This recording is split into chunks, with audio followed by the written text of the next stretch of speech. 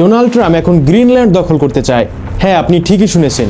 এর আগে তিনি গ্রিনল্যান্ডের প্রধানমন্ত্রীকে বলেছিলেন গ্রিনল্যান্ড আমার কাছে বিক্রি করে দাও, কিন্তু তারা স্পষ্ট জানিয়ে দিয়েছিল গ্রিনল্যান্ড কোনো বিক্রয়ের পণ্য নয়। তাই এখন ট্রাম্প জোর করেই দখল করার হুমকি দিচ্ছে। গ্রিনল্যান্ড হলো পৃথিবীর সবচেয়ে বড় দ্বীপ। যদিও এটি বরফে ঢাকা, কিন্তু এর নিচে আছে বিশাল সম্পদ, তেল, গ্যাস, বিরল খনিজ ধাতু আর ভবিষ্যতের বাণিজ্যিক রুট। ট্রাম্প বলেছে এটি আমেরিকার জাতীয় নিরাপত্তার জন্য অপরিহার্য, কারণ গ্রিনল্যান্ডের ভৌগোলিক অবস্থান এমন এক কৌশলগত জায়গা যেখান থেকে রাশিয়া ও চীনকে সহজেই নজরদারি করা সম্ভব।